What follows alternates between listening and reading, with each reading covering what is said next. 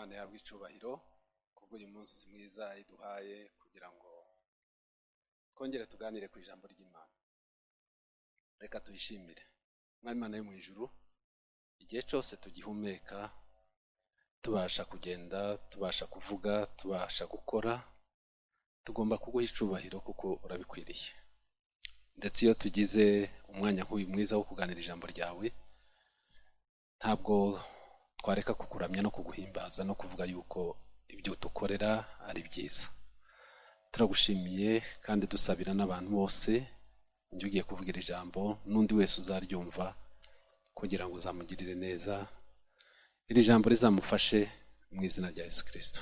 Amen. Ndashima Imana, uyu ni umunsi mwiza, ni umunsi w'ibyishimo. Turi mu bihe bya Pentekote, kandi mu by'ukuri reka mvuge ngo Pentekote ni ibyishimo. Pentekote ku rundi ruhande navuga ngo ni umunsi mukuru w'umunezero. Turaza kubireba niko bimeze, ntabwo ari ukuvuga gusa ngo turishimye, ariko ni umunsi wo kwishima. Reka dusome ijambo ry'Imana, duhere mu itangiriro igice cya mbere umurongo wa mbere kugeza ku wa kabiri. Haravuga ngo, mbere na mbere Imana yaremye ijuru n'isi. Isi yari itagira ishusho, yariho ubusabusa, umwijima wari hejuru y'umuhengeri, maze umwuka w'Imana yagendagendaga hejuru y'amazi. Ushobora kwibaza ati kubera iki utujyanye mu irema ry'isi, ariko ndashaka kuza kuvuga ku umwuka wera, umwuka w'Imana. Reka twongere dusome ibyakozwe n'intumwa igice cya kabiri umurongo wa mbere kugeza ku wa gatatu. Ho haravuga ngo, umunsi wa Pentekote usohoye, bose bari hamwe bahuje umutima, nuko umuriri ubatungura uvuye mu ijuru, umeze nk'umuyaga uhuha cyane, ukwira inzu bari bicayemo. Umurongo wa gatatu, haboneka indimi zigabanije zisa n'umuriro, ururimi rujya ku muntu wese wo muri bo. Amen.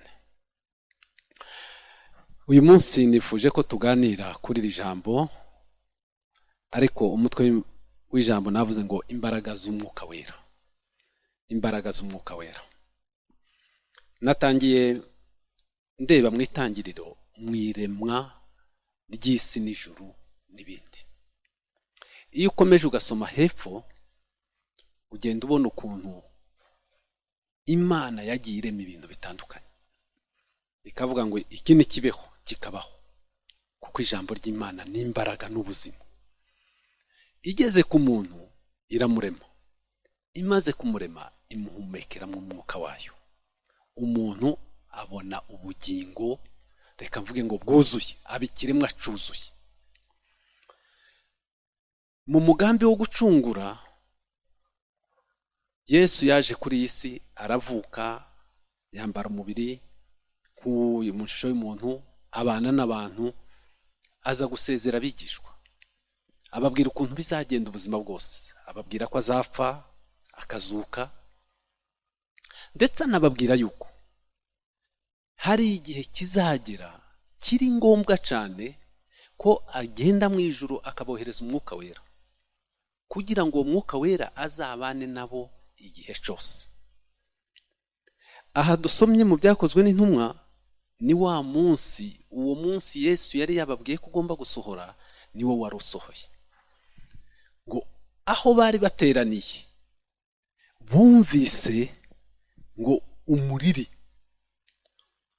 ubatungura uvuye mu ijuru, ngo umeze nk'umuyaga. Bumva umuriri umeze nk'umuyaga uhuha n'imbaraga nyinshi, ngo ukwira ya nzu bari bicayemo. Umaze gukwira ya nzu bari bicayemo, icyakurikiyeho niki? Ngo bagiye babona ibirimo by'umuriro, kandi buri rurimi rwaka ku mutwe wa buri wese, no kuvuga ngo ku muntu wese wari muri iyo nzu. ndagira ngo tuvugeho ibi bintu bibiri, ikintu kijanye n'umuyaga n'ikintu kijanye n'umuriro. Ibi ni ibintu bibiri tubona byasohoye kuri uyu munsi wa Pentekoste. Ariko mbere yuko tuvuga kuri ibi bintu bibiri, reka mbasubize inyuma gato turebere hamwe cyangwa se twibukiranye umunsi wa Pentekoste niki, usobanura iki. Abisirayeli bizihizaga iminsi itandukanye, bari bafite iminsi mikuru, ni nkuko natwe tugiye tugira iminsi mikuru. Umunsi mukuru wo kwibohora, umunsi mukuru w'ubwigenge bw'igihugu, umunsi mukuru w'umuganura, umunsi mukuru w'intwari. Buri gihugu cyose kigenda kigira iminsi mikuru. Abisirayeli nabo bari bafite iminsi itandukanye bizihizaga iminsi mikuru. Umwe yari isabato, bari bizwi ko buri munsi w'isabato bagomba kuwizihiza. Bakagira umunsi wa Pasika, bakagira umunsi w'umuganura, bakagira umunsi wa Pentekoste n'iyindi iminsi ya trumpets, iminsi y'ingando. Ariko cyane ndavuga kuri uyu munsi wa Pentekoste. Uyu munsi wa Pentekoste wizihizwaga nyuma y'iminsi 50 Pasika ibaye. Bivuga iki? Imana yari yarababwiye ngo muzagira amasabato 7 ku munsi ukurikiyeho w'iyo sabato, ari wo munsi wa 50 muzizihize umunsi wa Pentekoste. Kandi umunsi wa Pentekoste wabaga ari mu gihe cy'isarurwa. Mu yandi magambo navuga ngo Pentekoste isobanura igihe cy'isarura, umunsi mukuru w'isarura. Mwibuke yuko abantu babaga babanje kwizihiza umunsi w'umuganura. Reka mbisobanure muri aya magambo. Iyo umuhinzi ahinze, tuvuge uhinze ibigori, hari igihe bigera ukavuga ati ibi bigori ndabona byeze. Bigeze igihe ushobora kujya mu murima ukaba wabonamo ikigori cyeze, ukagica mukacyotsa cyangwa se mukagiteka. Mbere yuko ugira icurya cyavuye mu murima, wagombaga kubanza gutanga umuganura. Ukuvuga ngo ikigori cya mbere ukagitangira Imana. Uwo ni umuganura, igisarurwa cya mbere, kandi cyanatangwaga Pasaka irangiye. Nyuma y'uwo muganura, tuvuga umuhinzi, iyo ibigori byeze, hari igihe bimara mu kuva igihe cyo kwera no kugera byumye. Icyo gihe cyo kuma, iyo bimaze kuma bimaze gukomera, nibwo basarura. Mu by'ukuri iyi minsi 49 tubona, reka nyigereranye n'iki gihe cy'ibigori cyangwa se igihe imyaka yera, noneho bikaza kugera igihe cy'isarura, aricyo cyiki cya Pentekoste. Pentekoste rero buri no mu isezerano rya kera bizihiza iminsi mikuru y'isarura, noneho bagatanga ibiryo, bagakusanya. Hari iminsi mikuru y'ingenzi aho umugabo wese w'umwisirayeli, iyo minsi yo ntiyashoboraga kwisiba, ni igihe cya Pasika, igihe cya Pentekoste n'igihe cy'iminsi mikuru y'ingando. Aho ho nta mugabo n'umwe yaburaga, ni ukuvuga ngo umuryango wese. Kandi icyo gihe cya Pentekoste cyari igihe cy'umunezero utangaje. Mu mategeko ya Mose cyangwa se Abisirayeli bagenderagaho, iyo umuntu yahingaga bikaba byeze, igihe cyose cyo gusarura, nta muntu wari wemerewe kugenda asarura na bya bigori cyangwa se ya myaka yo ku nguni z'umurima. Cyaraziraga. Kimwe nuko igihe cyose wasaruraga, ibyagwaga hasi, ibyo ntibyabaga ari ibyawe. Ba abantu batishoboye, ba abantu b'abakene, nibo bagendaga nabo bakajya ngo guhumbahumba mu mirima, bagafata bya bindi byo ku nguni byose, ndetse na bya bindi byagiye bigwa hasi. Iki gihe cya Pentekoste rero, impamvu bavuga ngo cyari igihe cy'ibyishimo, nuko mu by'ukuri n'ababakene n'abandi batishoboye babaga babonye ibiryo, kubera yuko nabo babaga bagiye mu isarura, kandi kubera yuko bari bafite uburenganzira bwo gusarura bya bindi byo ku mpande byose n'ibyagiye bigwa hasi. Uyu munsi wajyaga kugeraho kwizihiza, umuntu wese anezerewe. ni nayo mpamvu bavuga ngo Pentekote ni igihe cy'umunezero, ni igihe cyo kwishima. Muri iki gihe rero natwe igihe cy'isarura cyangwa se igihe twabonye umwuka wera ni igihe cy'umunezero utangaje kandi waziye kugira ngo abantu bose bizeye bawuhabwe. Uyu mwuka wera ntabwo waziye abakire, ntabwo waziye babandi bahinze bafite imirima bafite uburyo bw'ishoboye. Umwuka wera Imana yawutanze ku muntu wese, yaba umukene, yaba umukire, yaba umuremure, yaba munini. Noneho ugasanga rero abantu bose baranezerewe n'ibyishimo bikomeye. Murumva agaciro ka Pentekote. Pentekote rero ni umunsi w'umunezero, ni umunsi w'ibyishimo. Umuntu wese wahawe umwuka wera, umuntu wese wuzuye umwuka wera, Imana iba yamugendereye kandi akanezerwa. Reka ngaruke kuri bya bintu bibiri navuze byaranze Pentekote: umuyaga n'umuriro. Twagiye tubona ahantu henshi Imana cyangwa se mu ijambo ry'Imana havuga umuyaga. Hari aho twabonye igihe Eliya yari yihishe yahunze Ahabu n'umugore we bashaka kumwica. Twabonye Imana ikoresha umuyaga isaturamwe inyanja itukura, Abisirayeli bambuka. Mu magambo bakibisobanura iki? Umuyaga mu by'ukuri bisobanura imbaraga z'Imana. Uyu muyaga waje uhinda abigishwa ba Yesu bategereje ngo bumve umuriri, byashakaga kubereka yuko haje izindi mbaraga z'Imana zidasanzwe. Umuyaga rero bisobanura imbaraga z'Imana, nk'uko zagiye zikarema zigasaturamwe inyanja mo kabiri. Izo ni imbaraga z'Imana. Iyo uzihawe uhabwa imbaraga n'ubushobozi n'ubutware bw'Imana. Reka mbasubize nanone mu isezerano rya kera, twibuke Ezekiyeli ahanura ngo yabonye amagufwa yumye, ariko ya magufwa ajya gusubira ngo yongere abone ubuzima.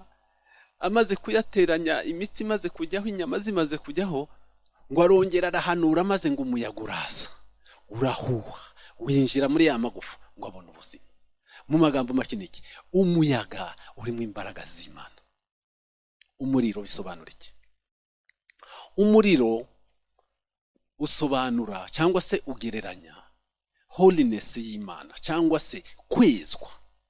Ahantu hari ikintu c'umwanda hakamanuka umuriro uragikongora ikabitwika, hagasigara tuvuge wenda niba ari zahabu bayicukuye irimo ibyondo, irimo ibitaka, irimo imisenyi n'ibiki. Iyo bashize mu muriro, umuriro uragenda ugatwika ya myanda yindi yose, igasigara ari zahabu iri pure. Aha naho bigaragaza yuko iyo twakiriye umwuka wera mu by'ukuri tuba twakiriye imbaraga z'Imana, ariko tukaba twakiriye no gukiranuka kw'Imana, tuba twakiriye kwezwa kw'Imana. Niyo mpamvu umuntu wese yagombye kwifuza umwuka wera, yagombye kwifuza imbaraga z'Imana, yagombye kwifuza gukiranuka kw'Imana. Bene data, reka mbabwire ngo ushobora guhabwa impano, ugahabwa ikintu gikomeye, ariko ntugikoreshe neza. Kugira ubutunzi utazi gukoresha, kugira ubushobozi utazi ko ubufite, ni akaga gakomeye. Kuba ukize ariko utazi kukize, ugahora wiganyira utaka, uba umeze n'ubundi nk'umutindi. Ariko mu gihe abandi bakureba bo bakavuga ngo uriya muntu arakize. Ni ibintu rero tugomba gusobanukirwa. Niba Imana yaratanze umwuka wayo akaza hano kuri iyi si kugira ngo tubone izo mbaraga, Imana ikavuga ati mbahaye umwuka wera, nimusenge mwuzure imbaraga. Izo mbaraga ni ukugira ngo zidufashe muri uru rugendo turimo, zidufashe kuba abagabo bo guhamya. Nk'uko Petero tubibona ko mbere yihakanye Yesu, mbere byari bimukomeranye, ariko amaze guhabwa imbaraga, amaze guhabwa umwuka wera, yabonye imbaraga n'ubutware bwo kubasha guhamya. Niyo mpamvu rero umuntu wese mu buzima busanzwe agomba kumenya imbaraga z'Imana, akazakira zikamuyobora. Kandi ntabwo ari ukuvuga ngo ziramuyobora zimukoresha ibitangaza gusa akora imirimo yayo, ahubwo izo mbaraga kuba zikurimo, uwo mwuka wera kurimo, ugenda noneho ugutunganya. Niyo ugize n'ahantu wumva haje igitotsi cyangwa se umwanda ukujeho, kubera ko uri kumwe n'umuriro w'Imana ukurimo, wa muriro w'Imana ntiwemera ko cya kintu kibi cyangwa se cyanduye kikuzamo cyangwa ngo kize guturamo, kirakongoka byanze bikunze. Niyo mpamvu kuri uyu munsi wa Pentekote tugomba kwishima, tugomba kwishima tukanezerwa, buri muntu wese atere hejuru mu by'ukuri avuze impundu avuge ngo Mana, nkeneye imbaraga z'Umwuka Wera, nkeneye kugenda mu kwezwa, nkeneye guhoraho ndi mushasha. Kandi nta kindi wakora, si amategeko yatuma uhora uri mushasha, si amategeko yatuma utungana. Icyatuma gusa utungana ukagaragara uri mwiza imbere y'Imana nuko waba utunze Umwuka Wera, nuko waba ufite Umwuka Wera kurimo. Uwo Mwuka Wera akagenda guhishurira, akwereka ukugenda n'icyo ukora. Tugiye gusoza, ntabwo ndi butinde. Uyu Mwuka Wera iyo akugezemo ahindura ubuzima bwawe. Uko waruri ntabwo ari kumera, uko wagendaga si kugenda, n'imitekerereze yawe irahinduka. Ntabwo ushobora wenyine kugira imbaraga. Ni kenshi umuntu agenda abona ukavuga ati iki kintu cyarananiye, iki kintu cyarananiye, ukagerageza kukikuramo, ukagerageza ariko ukisanga wagikoze. Ariko iyo Umwuka Wera akurimo, kubwije ukuri bitari mu mbaraga zawe, atari no kuvuga ngo uranakizinukwa utabizi, ukajya kubona gusa ukabona bya bindi byagutsindagura bitsinze. Kubera iki? Imbaraga z'Umwuka Wera. Kwakira Umwuka Wera rero, reka mbivuge ngo ni ukwakira presence y'Imana, ni ukwakira imbaraga z'Imana, ni ukwakira gukiranuka. Dukeneye Umwuka Wera kugira ngo tuvuge ijambo ry'Imana, dukore Imana.